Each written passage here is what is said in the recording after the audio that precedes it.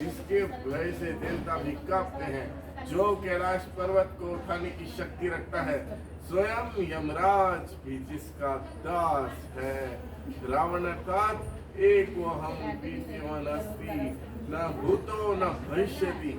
ये सब कुछ जो आप सुना रहे हैं वो सत्य है, परंतु ये मत भूलिए कि ये सारी शक्ति आपने पुण्य कर्मों से प्राप्त की है। और जब भी कोई अपनी शक्ति का प्रयोग पाप कर्मों में करने लगता है तो वही शक्ति उसे धोखा दे जाती है।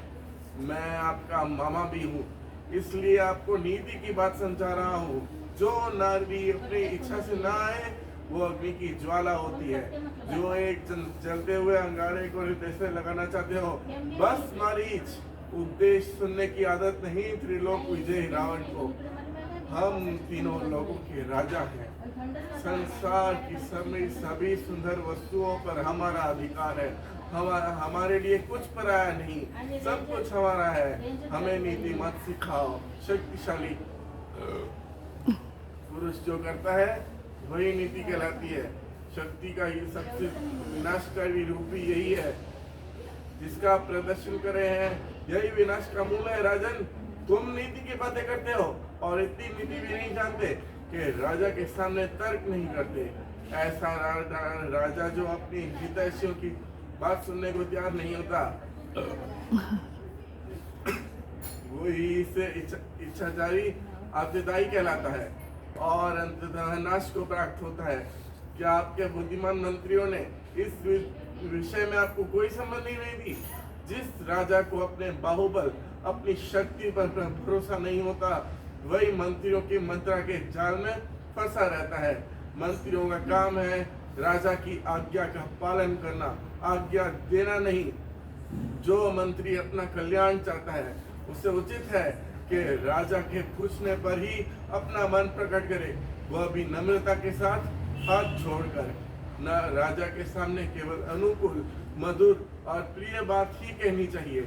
ऐसे राजा ही अपने दंग और अहंकार से अपना सर्वनाश कर लेते हैं। केवल प्रिय वचन बोलने वाले तो चारों मिलते हैं, अप्रिय परंतु हितकारी कहने और सुनने वाले दोनों दुर्लभ होते हैं। मारीच, हमें शास्त्र मत सुनाओ, कहीं ऐसा ना हो जाए कि राम और सीता से पहले तुम ही हमारे क्रोध का शिकार बन जाओ। निर्णय कर लो, हमारे हाथों मरना है या हमारी आज्ञा का पालन करना है। महाराज, हर प्रकार से आज मेरी मृत्यु निश्चित है, परंतु राजा के हाथों अपराधी होकर मरने से कलंक लगता है। इससे तो राम जैसे शत्रु के हाथों मरकर वीर गति तो प्राप्त होगी। चलिए महाराज, सेवक आपकी आज्ञा का पालन करेगा। लक्ष्मण भैया आइए, जल्दी आइए। क्या हुआ सीते? एक अद्भुत दृश्य देखा है। एक अलौकिक मृग हमारे आश्रम के पास घूम रहा है। अलौकिक मृग? हाँ, कहाँ? आइए, जल्दी आइए। आइए स्वामी, आइए, जल्दी आइए। देखिए देखिए, वो प्रकृति की अद्भुत कारीगरी, वो अनोखा हिरण। ऐसा विचित्र मेरे कभी देखा है? इसके सींग देखिए, लगता है सोने के हैं। इसकी खाल भी सुनहरी है। सचमुच अद्भुत, विलक्षण। देखा लक्ष्मण? देख रहा हूँ भैया। स्वामी, इसे किसी प्रकार पकड़ लीजिए ना। ओहो, कितना मन भावन मृग है। पकड़ लें। क्या करोगी कल्याणी? इसे अयोध्या ले जाएंगे। देखकर सब विस्मय से चकित रह जाएंगे।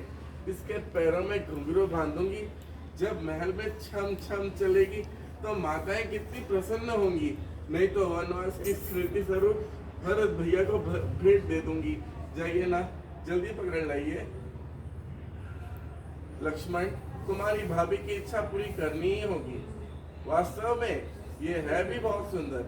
ये इसका अलौकिक मृत्यु ही इसका शत्रु बन रहा है। भैया, इसके प्रति भाभी का मोह हमें किसी संकट में ना डाल दे। मुझे तो ये स्वर्ण मृग माया जैसा जान पड़ता है। ये प्रकृति के विरुद्ध है, अप्राकृतिक है, असंभव है। इस सृष्टि में असंभव कुछ भी नहीं है लक्ष्मण। जो कुछ भी तुम कल्पना कर सकते हो वो इस ब्राह्मण ब्रह्मांड में कहीं ना कहीं गाड़ा जा चुका है। ज्ञानी और विज्ञानी भी सृष्टि का सारा रहस्य नहीं जानते, इससे ये सृष्टि विद्या नहीं हो जाती। परंतु भैया, जो प्रकृति के विरुद्ध है, प्रकृति के विरुद्ध कुछ नहीं होता लक्ष्मण। ओहो, आप दोनों भाई इसी तरह बात करते रहेंगे तो इतने में हिरण भाग जाएगा। आप मेरी इतनी सी इच्छा पूरी नहीं कर सकते लक्ष्मण। लगता है सीता मृग को पाए बिना मानेगी नहीं। मैं भी चलता हूँ। यदि मृग जीवित हाथ ना आया तो क्या हुआ? उसकी मृगजल कितनी सुंदर है, आपकी पूजा में आसन के काम आएगी। भैया, मुझे अब भी संदेह है कोई राक्षसी माया ना हो। यदि राक्षसी हुआ तो उसका अंत होना भी आवश्यक है। लक्ष्मण, तुम पारकुटी में सीता के साथ सावधानी से इनकी रक्षा करना, कहीं तुम्हारा संदेह सत्य न हो। मैं जानकी की इच्छा पूरी करने के लिए इस कांचन मृग के पीछे जाता हूँ, पर तू सावधान लक्ष्मण। वन में कई राक्षस घूमते रहते हैं, इसलिए किसी भी स्थिति में सीता को अकेले मत छोड़ना। जो